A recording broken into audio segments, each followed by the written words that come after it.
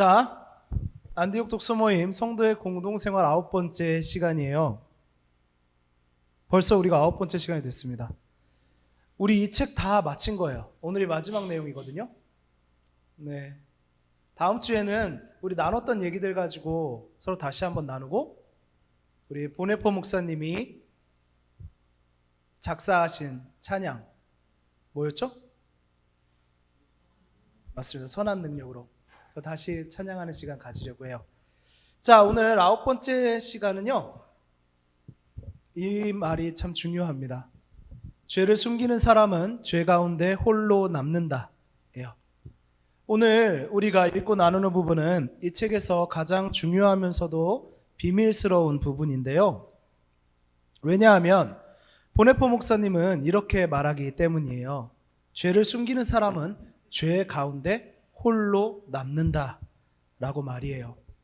물론 여러분들이 조금 이 부분을 읽으면서 어색함을 느끼시기도 했을 거란 생각을 해요. 왜냐하면 지금 우리 교회에서 추구하는 모습과는 약간 달라요. 말씀드렸듯이 보네포 목사님은요, 루터교 목사님이에요. 루터교하고 우리는 종교개혁의 뿌리 안에서 영향을 주고받았지만 모습은 조금 다르답니다. 루터교는요,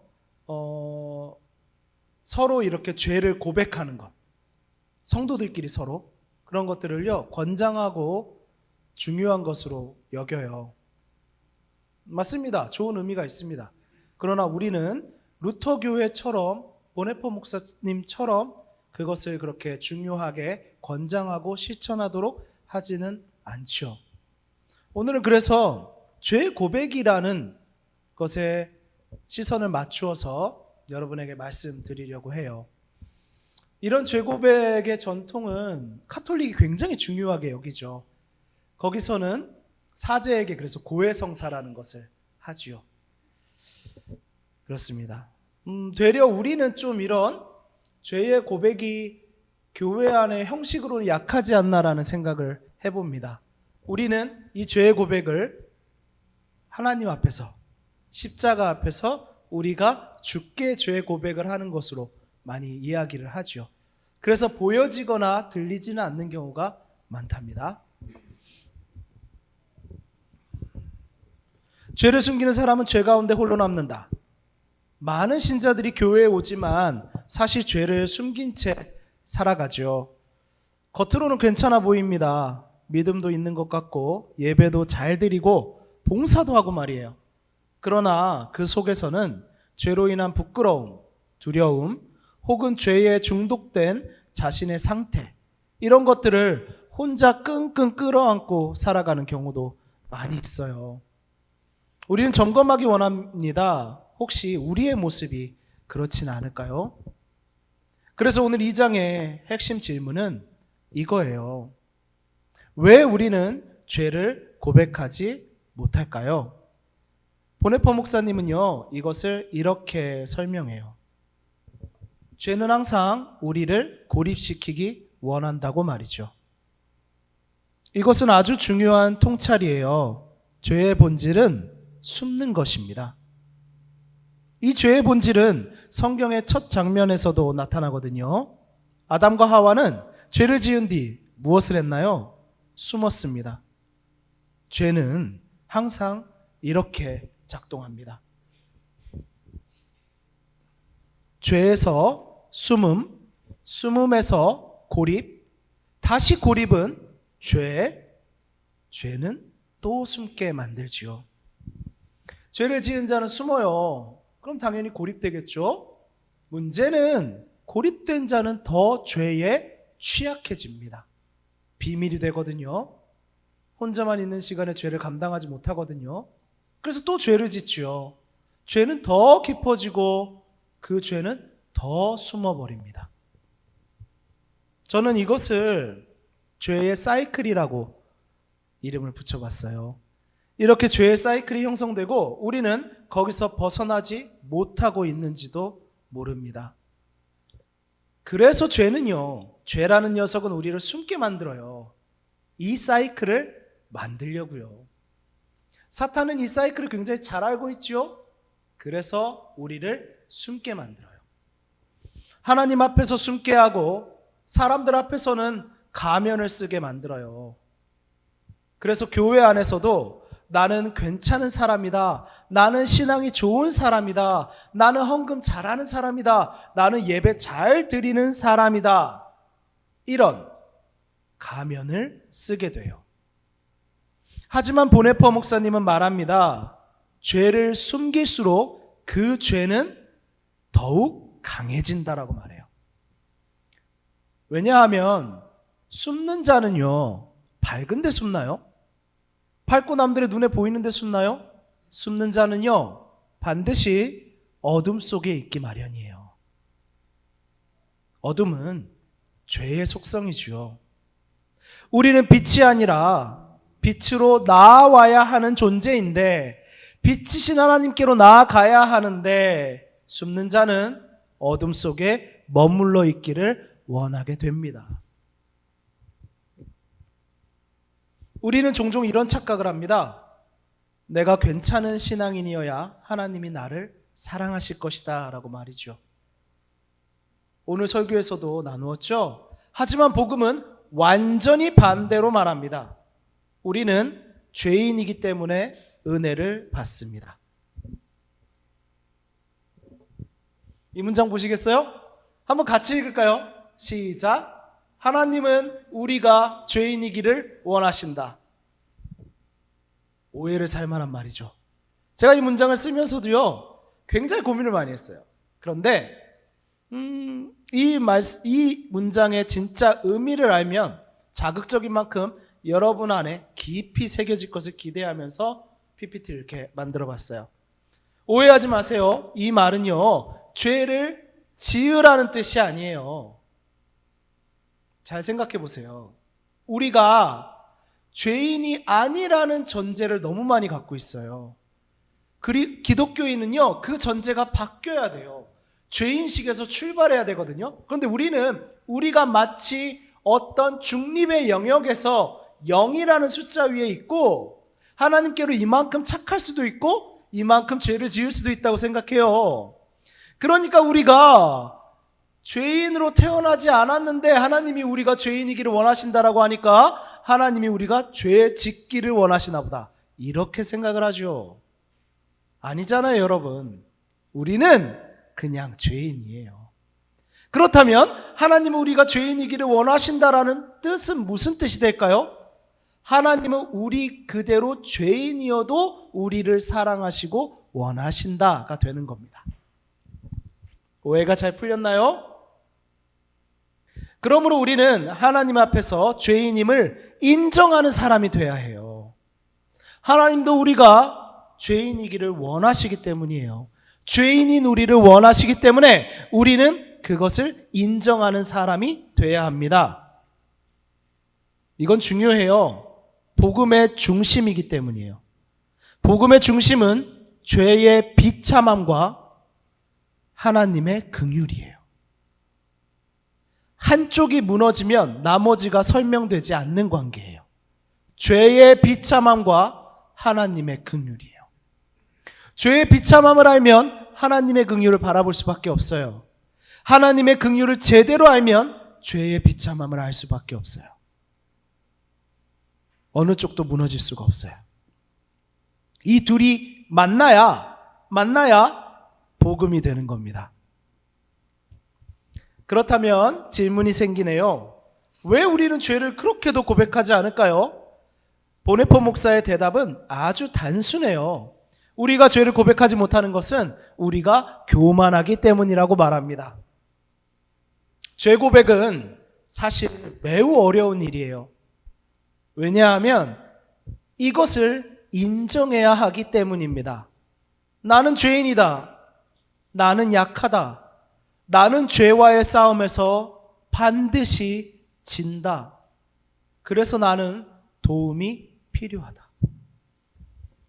그러나 우리는 이렇게 말하긴 싫어하고요. 이렇게 말하고 싶어 합니다. 나는 나 자신에 대한 권리가 있다. 나는 내 것이다. 내 삶은 내가 통제할 수 있다. 내가 통제한 내 삶은 희망이 있을 거다. 내 죄는 나의 의지로 반성하고 고칠 수 있다. 그래서 우리는 약점을 숨기고 죄를 감추고 괜찮은 사람인 척합니다. 아까 말씀드린 대로 숨어버리고 마는 거죠. 하지만 보네포 목사는 말해요. 죄를 고백하지 않는 신자는 결국 자기 자신과 싸우는 모순에 빠진다. 죄를 고백하지 않는 신자는 결국 자기 자신과 싸우는 모순에 빠진다. 죄를 고백하지 않는 게 나를 사랑하는 것 같은데, 나를 위해 주는 것 같은데, 내 자존심을 지켜주는 것 같은데, 그러나 실상은 죄를 고백하지 않으면 내 자신과 싸우게 된다는 거예요. 왜냐하면 죄가 계속 어둠에 있기 때문이에요. 죄의 사이클 안에, 아까 보여드린 죄의 사이클 안에 사람이 들어가 버리기 때문이에요. 벗어날 수 없고 그 안에서 맴돌기 때문이에요. 그래서 내가 나에게 희망이 있다고 자신 있게 말한 것이 다 거짓이 되고 결국 벗어나지 못하는 자기 자신을 혐오하고 맙니다. 내가 나를 정죄할 수밖에 없죠. 나하고 싸울 수밖에 없죠. 그래서 우리는 복음이 필요한 겁니다. 죄 고백은 복음의 사건이에요. 복음 없이는 우리는 죄 고백을 할 수 없습니다. 보네포 목사는요, 죄 고백을 도덕적 행위로 보지 않아요. 복음의 사건이라고 말합니다. 왜냐하면 죄를 고백할 때 우리는 사실 십자가 앞에 서기 때문입니다.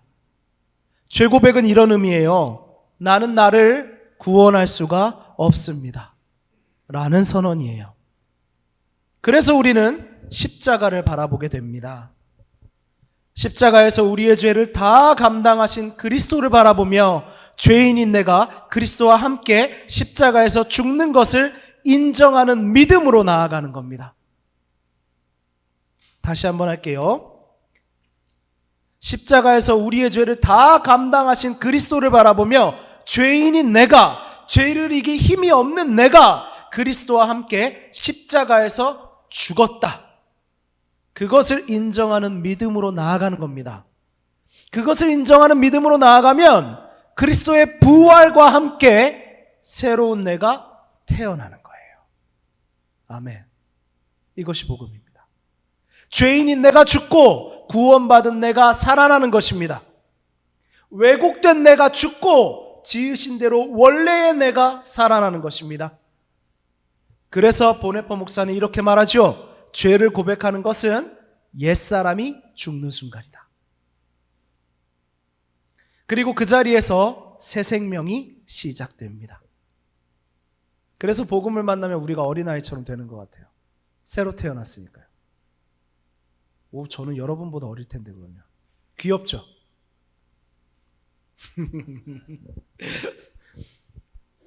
그렇다면 교회는 어떤 공동체가 되어야 할까요? 보네포 목사는 매우 도전적인 말을 합니다. 교회는요, 죄를 숨겨주는 곳이 아니라 그냥 괜찮아, 여기선 죄를 드러내지 않아도 돼 라고 숨기는 곳이 아니라 죄가 드러나고 고백하는 곳이라고 말합니다. 진짜 공동체는 이런 곳입니다. 우리는 다 죄인이라는 사실을 모두가 알고 있는 공동체입니다. 이런 공동체가 되어야지 서로를 정죄하지 않습니다. 왜냐하면 모두가 죄인이고 그러므로 우리는 모두 주님의 은혜로 사는 죄인이기 때문이에요. 죄와의 싸움은 우리 모두 지금 이 시간에도 치르고 있는 전쟁이기 때문입니다. 나도 너도 모두가 그러하기 때문입니다. 전쟁 중인 사람들끼리 무엇을 서로 부러워하고 무엇을 서로 잘났다 하고 뭘 그렇게 싸우겠습니까? 그저 서로를 같은 눈으로 긍휼히 여기게 되지요. 그러니 서로의 전투를 도와주세요. 우리 혼자서는 못 이기니까 그리스도와 함께, 우리 서로와 함께 교회가 되어 함께 이깁시다. 죄와의 전쟁을 함께 치르는 공동체에서는요, 위선이 사라지고 가면이 사라지고 진짜 교제가 시작됩니다. 서로 죄를 고백하고 고백한 죄를 위해 도와주며 함께 싸우고 눈물 흘리며 결국 함께 승리하고 웃는 그런 공동체입니다. 그게 진짜 교회의 교제입니다. 사랑하는 안디옥 청년 여러분, 교회 여러분, 여러분은 서로 깊은 관계가 되십시오. 서로를 구경하는 얄팍한 구경꾼이 되지 마십시오. 성도의 공동생활의 마지막, 성찬으로 연결됩니다. 아까 그래서 질문 듣고 놀랐어요. 성찬으로 연결됩니다. 왜냐하면 성찬은 바로 이것이기 때문이에요. 잘 들어보세요. 죄인이 용서받았다는 표식입니다. 죄인이 용서받았다는 표식이에요. 여러분은 이 생각을 하면서 성찬에 참여하십니까? 무슨 생각하세요? 아니면 혹시 다른 생각하시는 분 있나요? 오늘의 카스테라는 참 맛이 좋구나 하시나요? 어떤 생각들을 주로 하시나요? 아니면 그냥 생각이 없이 계시나요? 저는 오히려 이 생각합니다. 생각 없이 계시는 것보다 더 위험한 게 있어요. 감정에만 빠져 있는 겁니다. 뭔가 음악이 장엄하고 장중하고 슬퍼, 짠해, 우리가 감히 예수님을 동정하는 듯이 내가 관찰하고 불쌍하다, 우리가 감히 예수님께 불쌍하다 하는 것 같은 감정에 빠지는 것, 저는 그것이 성찬의 의미를 더 변질시킨다라고 생각합니다. 성찬 앞에 나올 때 우리는 이렇게 고백하는 거예요. 나는 죄인입니다. 그러나 동시에 이렇게 고백하는 거예요. 나는 용서받았습니다. 무엇으로요? 그리스도께서 죽으시고 부활하셔서 내 안에 계시기 때문에. 그래서 성찬은 죄인들의 잔치입니다. 죄인들이 생명을 얻은 것을 기뻐하는 자리입니다. 그리스도께서 나를 위해 죽으셨고 나를 위해 사셨고 내 안에 계시다. 그리스도께서 나를 위해 죽으셨고 나를 위해 사셨고 내 안에 계시다. 이것이 성찬의 의미입니다. 아까 하은자매가 질문한 답에 대답도 좀 된 것 같네요. 네. 그리고 뿅. 네, 그것이 성찬의 의미입니다.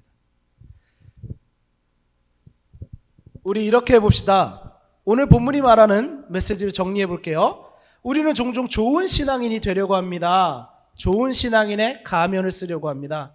하지만 복음은 말합니다. 정직한 죄인이 되라. 그걸로 괜찮다. 왜냐하면 죄를 숨기는 사람은 죄 가운데 혼자 남지만 죄를 고백하는 사람은 그리스도를 만나기 때문이에요. 그리고 그때 진짜 공동체가 시작됩니다. 여러분은 죄를 고백할 용기가 있으십니까? 용기 내십시오. 그리스도를 믿음으로 서로를 믿어보십시오. 진실한 기도로 주님께 고백하고 서로를 믿고 나누며 깊은 관계를 만들어 갑시다. 죄를 고백해도 안전하고 그것으로 사람을 평가하지 않고 서로 도우며 함께 승리하는 교회가 됩시다.